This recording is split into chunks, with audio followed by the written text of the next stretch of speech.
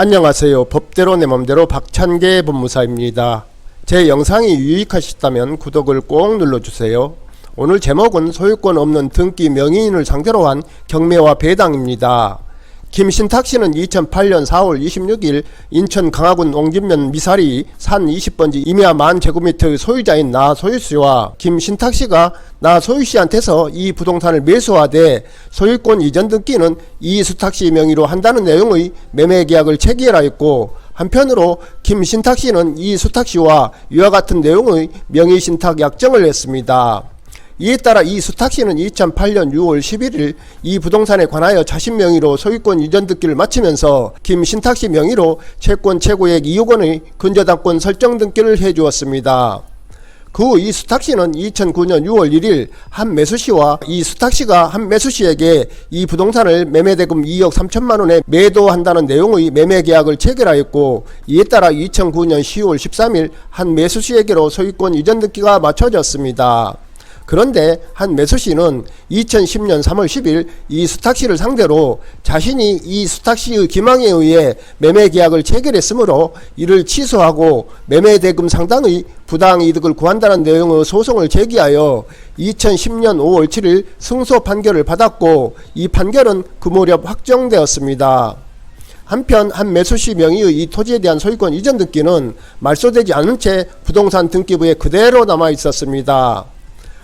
그 김신탁씨는 이 토지에 자신이 설정해둔 근저당권을 기초로 한 매수씨를 소유자로 하여 이 부동산에 관하여 임의경매 절차를 신청하였습니다.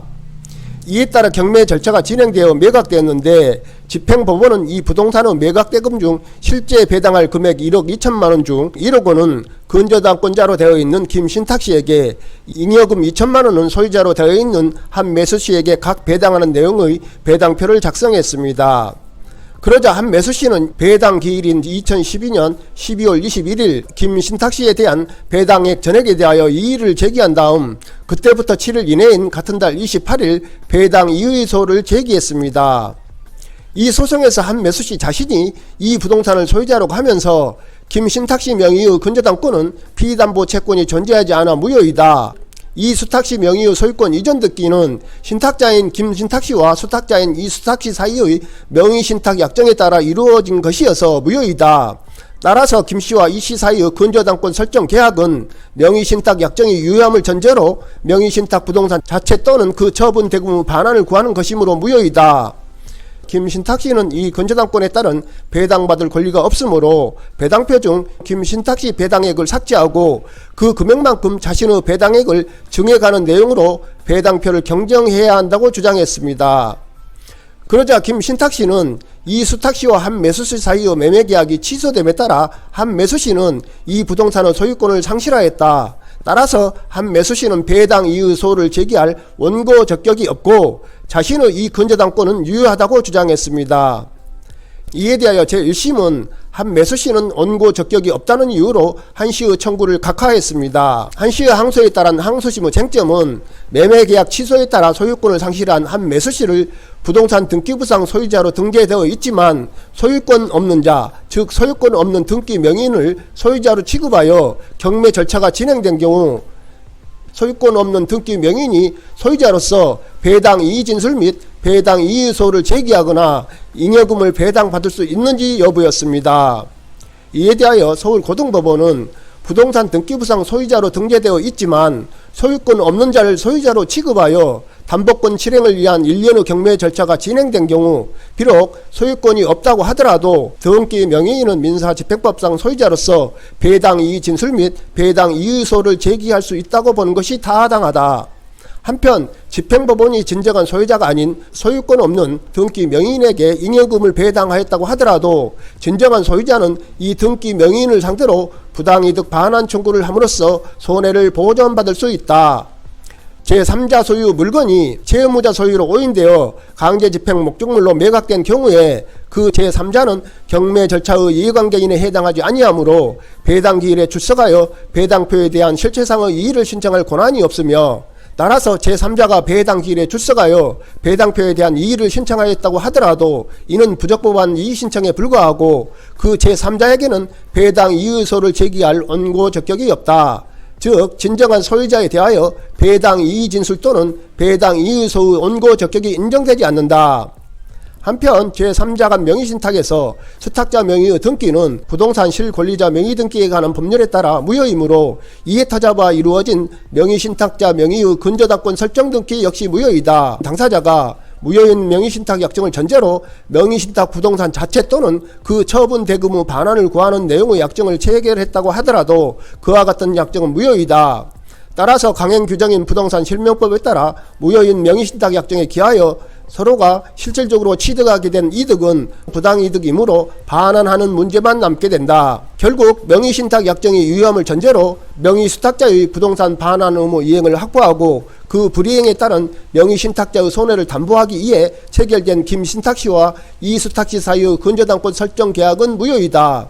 따라서 배당표 중 김신탁씨를 유효한 근저당 채권자로 하여 작성된 부분은 부당하다. 그렇다면 이 배당표 중 김신탁씨에 대한 배당액 1억 원을 삭제하고 한매수씨에 대한 배당액 2천만 원은 1억 2천만 원으로 경정해야 한다. 결국 한매수씨의 이 사건 소를 각하한 제1심 판결은 부당하므로 이를 취소한다고 하면서 항소심 법원이 스스로 본안 판결을 했습니다. 사례에서 한매수씨는 판결을 통해 이 수탁씨와의 매매계약을 취소하고 매매대금 상당 금액을 부당이득으로 반환받았습니다. 즉 한매수씨는 손해를 본 게 없습니다. 그런데 이 토지의 진정한 소유자가 아니고 단지 등기부의 소유자로 등기되어 있다는 이유로 1억 2천만 원을 배당받을 수 있게 되었습니다.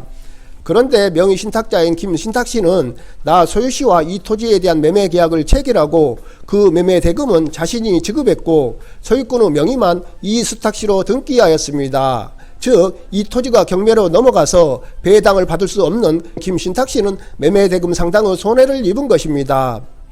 판결에 의한 등기는 승소한 등기 권리자나 승소한 등기 의무자가 단독으로 이전이나 말소 등기를 신청할 수 있습니다. 이 토지의 이수탁씨 명의의 소유권 등기는 매매계약 취소를 이유로 두 사람이 공동으로 소유권 이전 등기 말소 신청을 하지 않는 한 한매수씨는 말소할 의무가 있는 승소한 등기 의무자이지만 그 스스로 말소 등기를 단독 신청할 리도 없습니다. 한편 판결 주문에 한매수씨는 이 토지에 대한 소유권 이전 등기 말소 등기 절차를 이행하라고 기재되어 있지 않는 한 말소 등기 권리자인 이수탁씨는 단독으로 말소 등기를 신청할 수도 없습니다.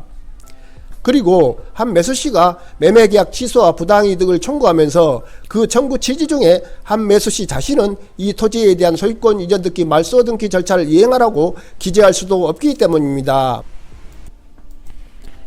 그렇다면 김신탁씨는 한매수씨가 받을 배당금 중 매매대금 상당을 부당이득 반환 청구를 할 수 있는지 문제됩니다.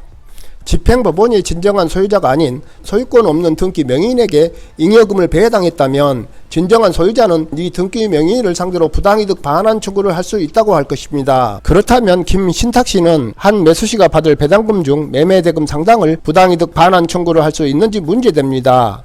집행법원이 진정한 소유자가 아닌 소유권 없는 등기 명의인에게 잉여금을 배당했다면 진정한 소유자는 이 등기 명의인을 상대로 부당이득 반환 청구를 할 수 있다고 할 것입니다. 그런데 명의신탁계약 무효에 따라 김신탁씨는 이 토지의 소유자가 아니고 이 토지의 소유권은 명의신탁 약정 전의 소유자인 나 소유씨에게 있으므로 김신탁씨는 한매수씨를 상대로 부당이득 반환 청구를 할 수 없을 것입니다. 한편 이 토지의 낙찰자는 진정한 소유권자가 아닌 등기 명의상의 소유자로부터 낙찰받았으므로 경매의 하자 담보책임 규정에 따라 낙찰자는 경매를 해제할 수 있겠으나 낙찰자가 경매를 해제할 리는 없을 것입니다. 오늘은 여기까지입니다. 감사합니다.